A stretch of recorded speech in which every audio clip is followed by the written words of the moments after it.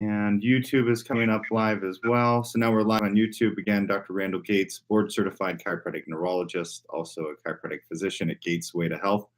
And today we're here with Kathy. And I was talking to Kathy last night, and she had a great idea because Kathy has some of the best observations out of anybody I talked to. And she's had some experiences this week interacting with friends, family, as well as seeing her surroundings and what's going on in the Midwest right now. So because so much of what we do relates to food, it relates to what we're consuming, we thought this would be interesting. So Kathy, do you want to take it from there?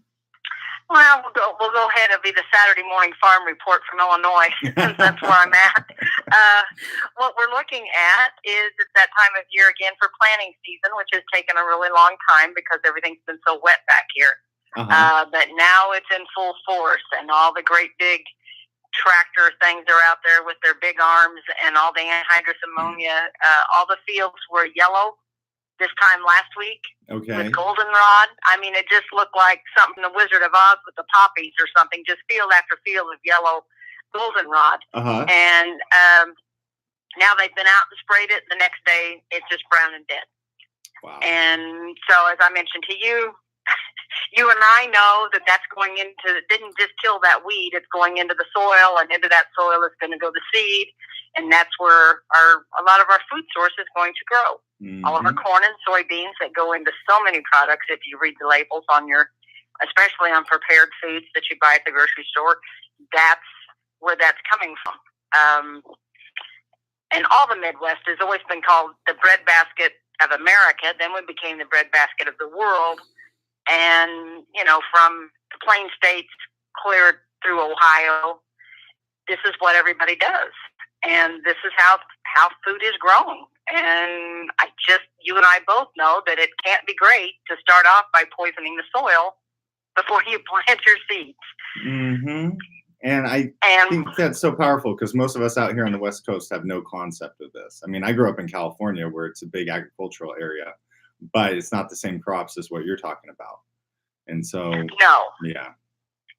I mean, you've got like Apple Valley, you've got all these different things in California. And I mean, even if people read Grapes of Wrath or whatever, it's supposed to be the land of milk and honey. And all that, when the people came from the deserts in Grapes of Wrath, they looked on the valleys, the green valleys. There's grapes, there's nuts, there's apple orchards, there's all sorts of things like that.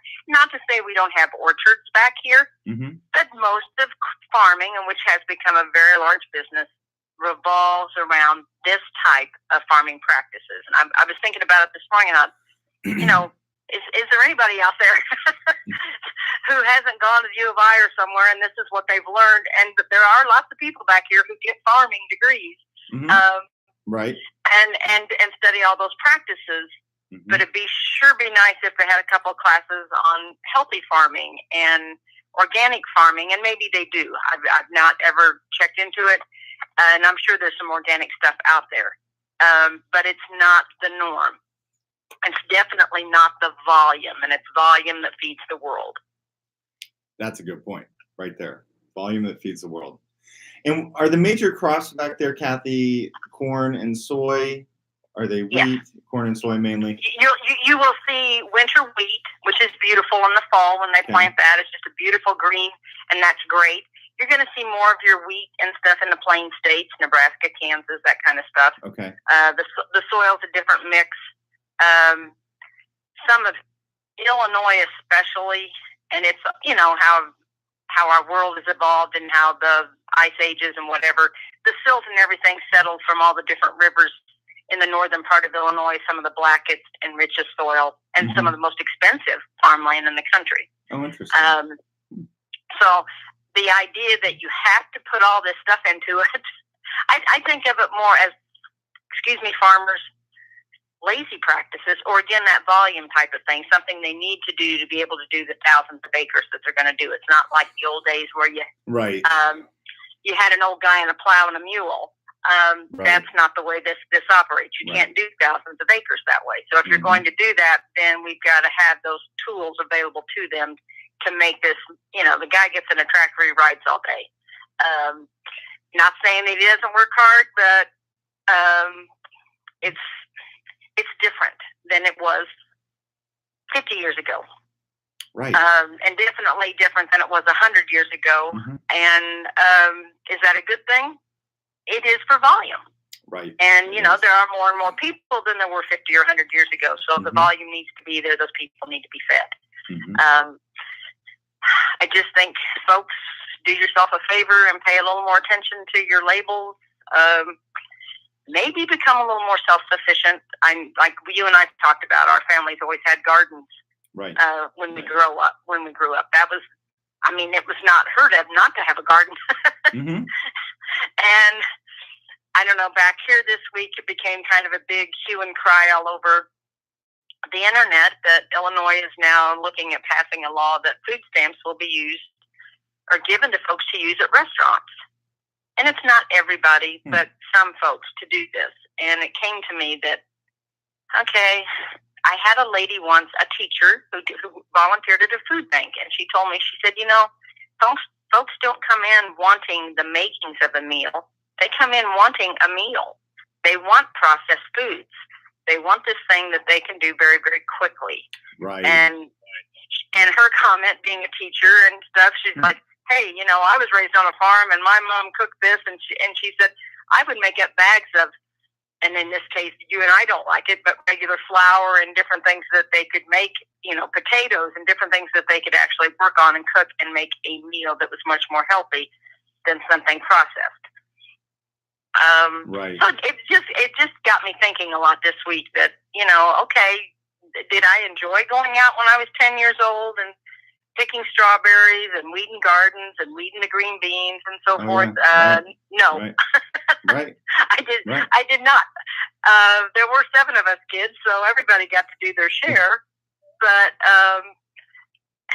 I know we ate better. I know we were healthier people. And I do know this because most of the folks in my family lived to be a pretty ripe old age.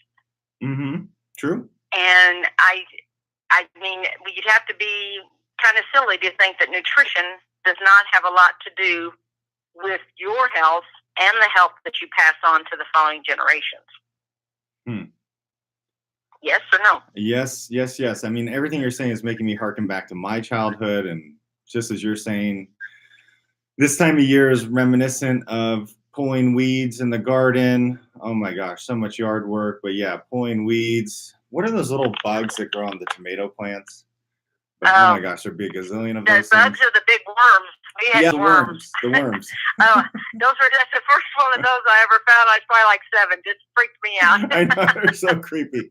There'd be like a gazillion of them. And I'm like, okay, this thing's probably going to squish a lot, but he was a goner. And you bring this up a lot at times when we talk about health issues, and maybe we're too clean, maybe we're too far away from the agrarian society that I grew up in and you grew up in. Our parents and grandparents definitely. I mean, that was definite way of life, especially in most of the country, actually. So, I mean, anytime you were out away from cities, most of that revolved around family farm kind of stuff. So, not wanting to beat a drum to death, but to let folks know that, you know, this is where your food source comes from. Maybe a little investigation, especially if you're having a lot of health issues. If you're having a lot of inflammation, you're having a lot of pain, doctors are just giving you pills to take, or, you know, take this many Tylenol or do whatever to get by every day. And we know those pills aren't good for your organs on a long-term basis. You know, take one now and then, okay, you'll get by. But on a long-term basis, they are going to cause some damage. So pay attention to what you're putting in your body, and maybe you'll see a difference in how you feel, I think. And you and I are both huge examples of that. We changed a lot of the way we ate, and you're going to live to be 150, and I feel pretty doggone good for as old as I am. So, and I cannot say that for my siblings, all of which I try to, you know, I give my sermons on gluten-free and I do this and that, and they all shake their heads and wait until I leave, and then they, you know, do what they want to do. But, you know, we are all responsible for how we feel. We're putting it in our mouth. If we don't feel well, maybe we need to check our own stuff. So many good points in there. Yeah, I was talking to a friend last night. where they were almost saying they enjoyed that era of the Depression. Not that they lived them, but they like the values that came out of that era.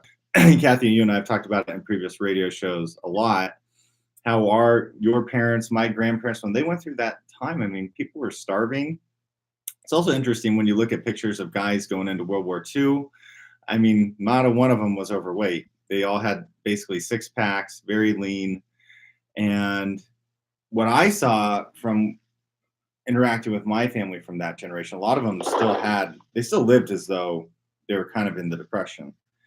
And, you know, I had one relative that would literally still eat weeds. She would eat weeds her whole life. And I was like, why are we eating weeds? Now, looking back on it, it's kind of interesting because, you know, it's a roughage, it's a green, you know, and so there's nothing necessarily wrong with that. But that's just how her psychology was. And in actuality, looking back, a lot of my family members from that generation, they mainly ate veggies. And as a kid, you know, I always wanted the sweets. I wanted the pancakes because, of course, you know, that's how our physiology and minds are conditioned. But yeah, and when you go to the nutrition seminars, it's all about having your plate be 80% veggies. If you want to be healthy, you need to eat more veggies. Unfortunately now, as you're saying, where a lot of our veggies are grown are completely sprayed with chemicals. We don't need to get into the whole thing of it, which chemicals are the worst, but we're spraying a lot of chemicals on our foods. And the problem is that now with the advent of these mass agricultural farming processes, we're eating those chemicals. Those chemicals are going into that plant and we're eating those chemicals. Versus it's not like, let's say you have a berry, yeah, that berry is sprayed with some chemicals, but I mean, these plants are drenched from what I'm understanding from what you're saying. So I don't know. I just think probably everybody watching this is no surprise to our patient population, but I do think the more you can talk about it and share it like Kathy does with people around them, even though people are going to roll their eyes, eventually everybody's going to have that moment. Just like I had that moment, Kathy had that moment. There's the potential for us all to have that moment where we say, something's wrong. Something's not working. My knees hurt. I'm overweight. And speaking on the overweight thing, you brought up something really awesome last night too about how do we get there? You know, and I was laughing with Kathy because when I got up to about 310 pounds, I still thought I had abs. I did. You did. They were just covered up. They were there. I swear I could see them, but I literally thought I had abs. So there's like that. You know, what is that? Is that a delusion? Is that just our brain? Yeah, we're talking about, is our brain fooling us? That's what we want to know, because our optic nerve, if we look in the mirror, I mean, our optic nerve sees what's there. What signal is being haywired in our brain that tells us that okay, maybe the scale says you gained 30 pounds, but I'm looking in the mirror and, you know, you suck in your gut, whatever, and you think, I don't look bad. I'm okay. And the next thing you know, you're 150 pounds overweight, and you don't seem, so many people don't seem concerned about that. And I'm not judging people. What I'm thinking of, and I know it's spouted all the time in insurance agencies around the world, is, you know, this is costing our country and all these other countries a ton of money in health issues. Oh, yeah. Because people are so overweight. And what kind of country are we if we're that soft and out of shape? And, I mean, in my mind, we're not even as smart, are we? Because we're not feeding our brain the kind of foods it needs. One would argue. So, yeah, we're not doing just what you talked about from the Depression. I mean, can you imagine being a young man, lived through the Depression, maybe you're 10, 12 years old, okay? Then World War II comes and you're a man now. Right. And you've already kicked butt doing all this hand labor, whatever you had to do to survive. Right. My husband's grandfather used to say he would mow acre lots for 25 cents with a push mower with no motor on it. Okay, folks? 25 cents. And I'm like, and this man had no body fat until the day he died. He still was probably 125 pounds. And I'm like, and just sheer muscle. And I'm like, okay, these people went to war, and I'm sorry, if we had to go to World War II today, we might all be wearing swastikas. I'm sorry, but Right. we're pretty soft, and is it a different time? Yes, it's a different time, but time shouldn't have anything to do with health unless it's going to improve with medical science that would improve it. It should not get worse. What you've told me, that our life expectancy has decreased, correct? Yeah, I think it went down just a little bit. Yeah. Mm-hmm. And I remember being a girl, and my maternal grandfather died when he was 70, and I thought, oh, okay, that's pretty old, because I was like 8. Okay, that's old. And then a couple of years later, I heard where life expectancy should be 70 years old. And I thought, okay, he did what he was supposed to do. And then, it grew some. And if we're as smart as we say we are, and we have all the technology that we have, life expectancy should not go down. But we, again, are kind of doing it to ourselves in that we're not paying attention to our own health.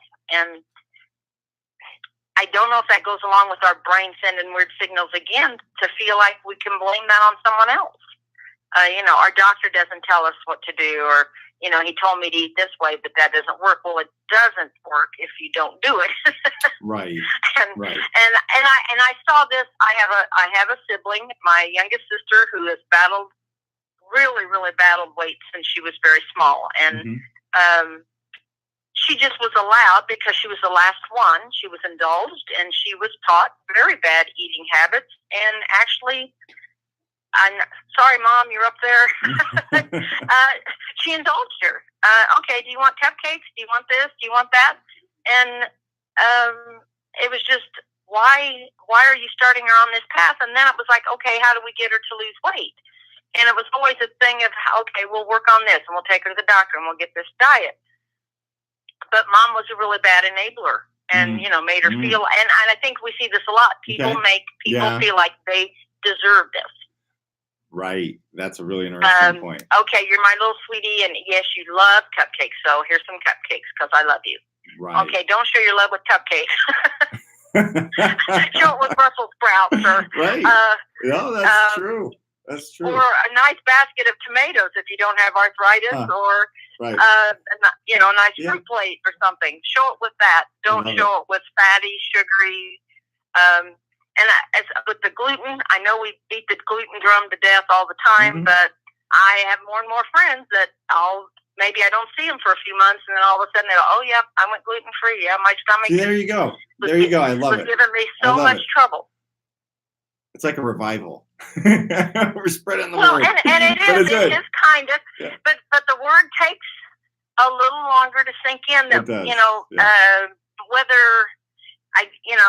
this person's having trouble, so they hear about that, and then all of a sudden they start to see, hey, I have those same kind of symptoms. Do I have trouble with that? And maybe see a doctor. Maybe say, okay, maybe try going gluten-free and see if there's a difference. And again, we go back to the gluten that's in the wheat, and that, is another grain that, is raised just the way we were talking about all the other stuff. And another, for lack of a better term, another toxin, another chemical, another poison that we're kind of putting on our food. And if we're honest, I mean, we didn't have the Children's Miracle Network or St. Jude and all that stuff going on when I was a kid. I don't think we needed it. I mean, I lived in an amazing time. I am probably I'm the first generation to take the polio vaccine.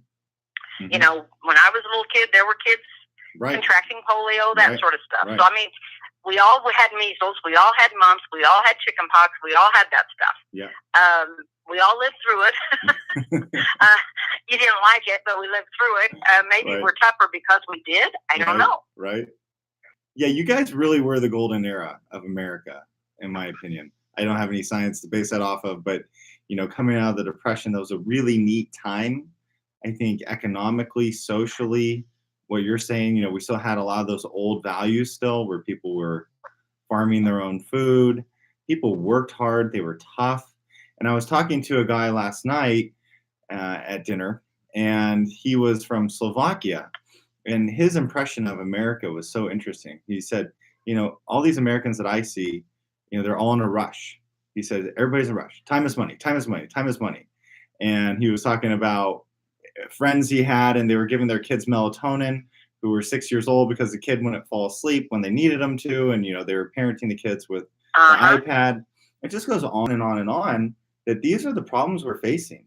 And, I love that we talk about this. I love your perspective on it, Kathy, because you know me, I can go into the science. In the last few weeks, we've been hitting some of more of these practical topics that are really important for us to broach. And so many of you watching this who are patients, this, but the more we all start talking about it and sharing it, I think that's the only way there's going to be a change that happens, because you can't argue that things are going wrong in terms of our health here in America. Whatever we rank now, last time I checked, it was like 37th, in the world in health. We're not healthy. We have a very good medical system for managing acute problems, but we're not healthy. We're overweight. Our incidence of heart disease is so high, all these problems, and the public health officials know it. And then you go to your doctor, and what they do, they tell you to lose weight. But most people have no concept how to lose weight. So the more we all start talking about the farming practices, eating more veggies, can't argue with that for most people. 80% of the plate should be veggies. The better off we're going to be. So it's getting towards 8, Kathy, so I'm going to have to run and start seeing patients. But thank you so much. And I don't know if you had anything you wanted to close with. No, I think we're good. I think we got enough information out there for everybody. And like Dr. Gates says, it has to be a grassroots kind of movement. I think anybody that's concerned about your health, pass the message on. Yeah, absolutely. And for everybody that watched this more, if you want to continue this discussion, send us messages on Facebook. We already had some really cool messages pop up that I'll try to respond to. So, all right, everybody. Thank you so much. Have a great day. Happy Saturday. And we will see you soon. Bye. Bye.